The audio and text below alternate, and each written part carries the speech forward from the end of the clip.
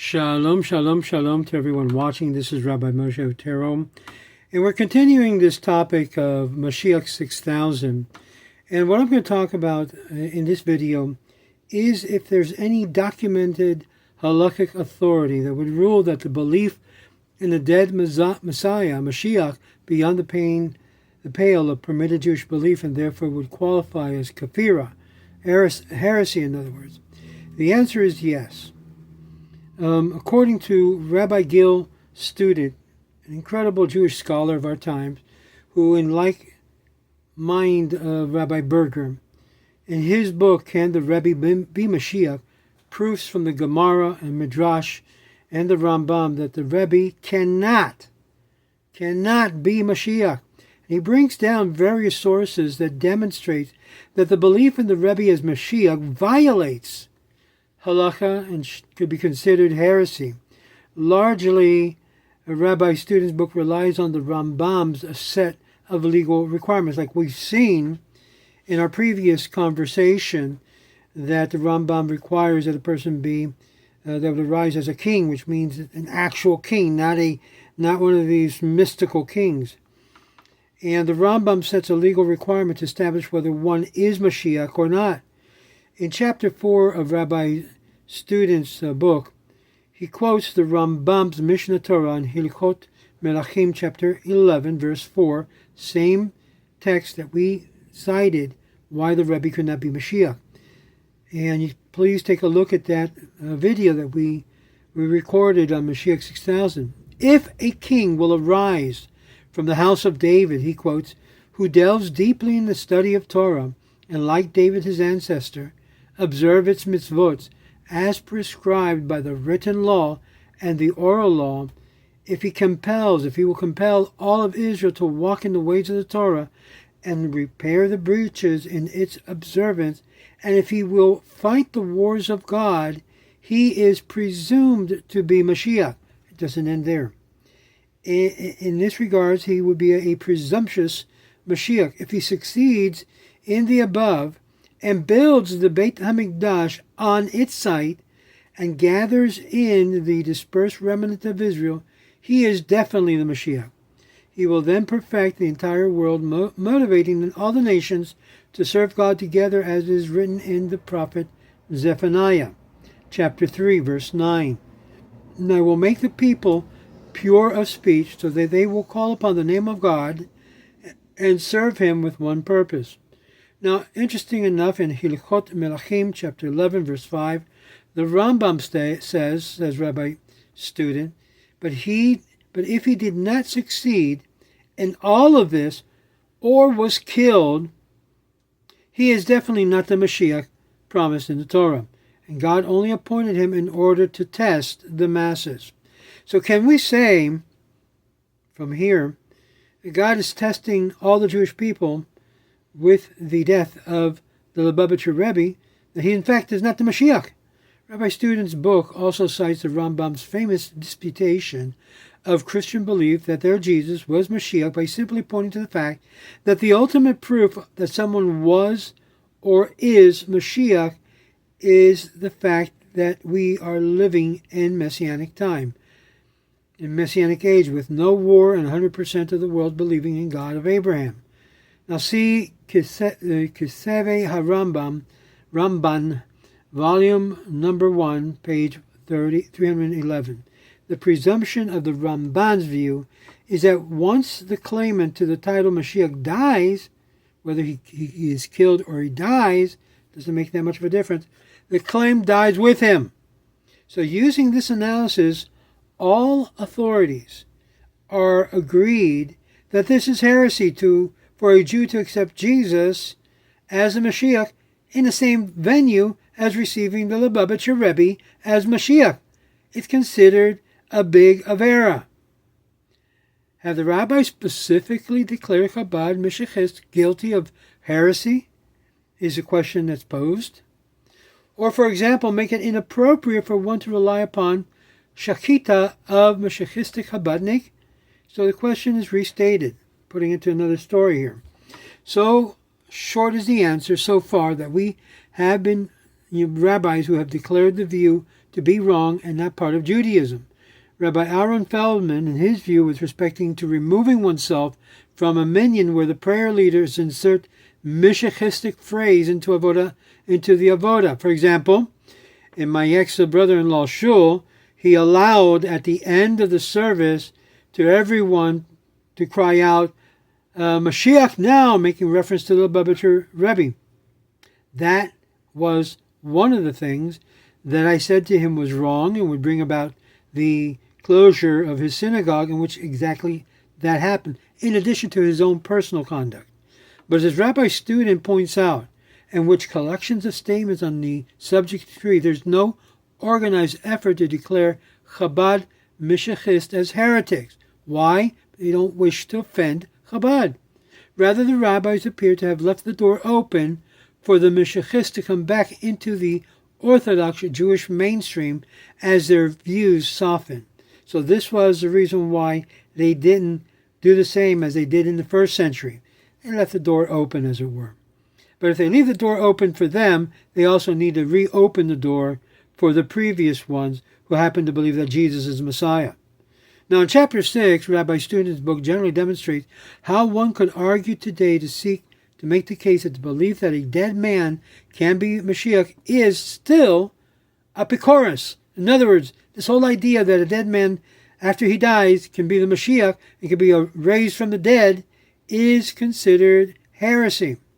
So you can go and provide the details for his analysis, which again relies on the Rambam, specifically his commentary to the Mishnah in Sanhedrin, chapter 10, verse 1, where he lays out his principle of 13 principles of faith, and he concedes that there is no organized effort to declare the Mashiachist to be heretic.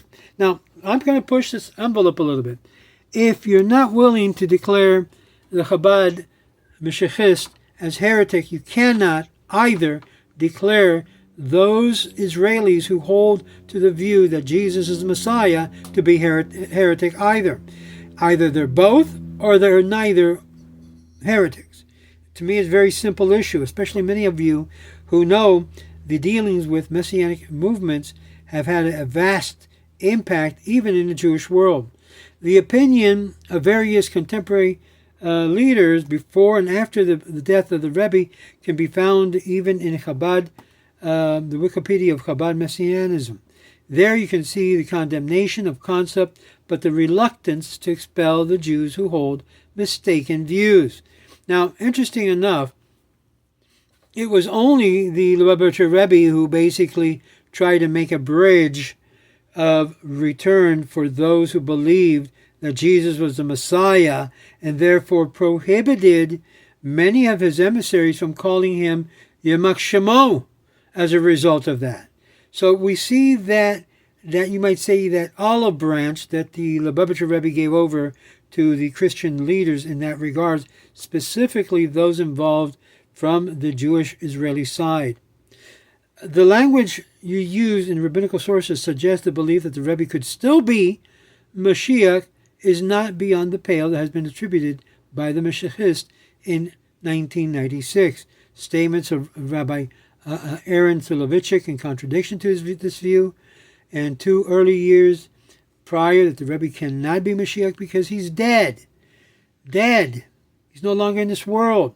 Subsequent letter resolved this conflict, and he states, "To my great dismay," says Aaron Soloveitchik, publication affiliated with the Lubavitch movement have persisted in stating that I validated the belief that a Jewish Messiah may be resurrected from the dead, and I completely reject and vigorously deny any such claim, says Rabbi Soloveitchik. As I have already stated publicly, such a belief is repugnant to Judaism and is the antithesis of the truth. My intent in signing the original letter was merely to express my opinion that we should not label subscribers to these beliefs as heretics. Any statements in that letter which implies an endorsement of their views were not shown to me at the time I signed, and once again repudiate any such ridiculous claims, says Rabbi Soloveitchik. Additionally, what do they purport to do about the prevalence of Chabad Shochtim. These are slaughterers when they're slaughtering animals as kosher, who do not hold this belief. Do they hold the shechita to be invalid? Would they not join them in a minyan? There's a lot of issues involving someone who happens to believe that the Lubavitcher Rebbe is Mashiach and are involved in these other aspects of Jewish practices. So some rabbinic organizations have taken a strict view with respect to giving hashkacha to restaurants that promote the view that the Rebbe will return as Mashiach, like basically the Sephardic kosher supervision does. If you happen to believe that your Rebbe is Mashiach, you have no business getting involved in kashrut, especially with slaughtering. A New York restaurant supervised by Mark Angel and Avi Weiss in 2002 threatened to withdraw hashkacha from a restaurant for describing the Rebbe in its menu as MHM, which means Melech HaMashiach. However, I have heard and seen any cases like this before. He hasn't seen it. So here we have a very interesting situation. And again, I recommend you to get Rabbi David Berger's book, The Rebbe, the Mashiach, and the Orthodox Indifference, as well as the Rabbi Gil Student's book regarding this same point, whether a person who's dead can be considered Mashiach and have the hope of he will be arising. In most cases, the majority shows that such an idea is paramount to heresy or minut, and for Jews to accept Jesus as the Mashiach would be the same thing as Jews to accept the Lubavitcher Rebbe as Mashiach. Both of them, by what I have learned and what I have studied, are in the same basis. So if you justify the Lubavitcher Rebbe as being Mashiach, and you allow all of these things to take place, you also now must let in Jesus as the Mashiach and accept those who are practicing to live a Jewish life with the only difference, they believe that Jesus is the Mashiach and not the Lubavitcher Rebbe.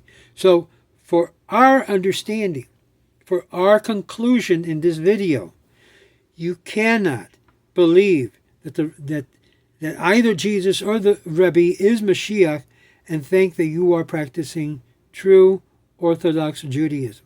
As far as I'm concerned, they're both an error. I didn't say heresy. I say they're both mistaken and should be rejected as part of Judaism's belief in practice. Now, what do we do with these people? Well, I believe we need to have tolerance to a certain extent and deal with what we have. Both groups have these views that, according to the majority of halakha, is considered minut. As a matter of fact, our organizations put out a letter. Those going through conversion must negate the belief in Jesus as Messiah, the belief in the Rebbe as Messiah, and the belief in Muhammad as a prophet. This way, we include everyone under the same concept that we think that these people are a fulfillment of biblical prophecy, when in fact, just the opposite. This is Rabbi Moshe Otero, and you may want to ask your leader of your community, even many Sephardim who have been dragged into this whole sheker belief that a dead person can be the Mashiach risen from the dead. In that case, you have Jesus. Because according to the tradition, Jesus rose from the dead. So therefore, he could be the potential Mashiach. Not in the case of the Lubavitcher Rebbe. We have yet to see him rising from the dead. So, as we read in Sanhedrin, when it says that if he is from the dead, he is like so-and-so. And if he's from the living, he's like so-and-so. These were individuals that were living in the time of the Talmud, which the rabbis made reference to, and not in any future sense. Because if he would be from the dead, he would be David the king. If he would be from the living, he would be someone like Daniel, a person that fulfills all the qualities of a King David. So this is Rabbi Moshe Otero. Discard this notion that the Mashiach can be from the dead or from the living. He's got to be alive. He's got to be practicing Jew. and God will be the one that will implant him as his leader. This is Rabbi Moshe Otero. This is a continuation in this idea of can the Messiah be from the dead and from the living? And as you've seen, any idea of being from the dead is disqualified by the majority of scholars today in Judaism. It's not necessarily an acceptable Jewish belief. Shalom, shalom, and wish you and yours a Shabbat shalom.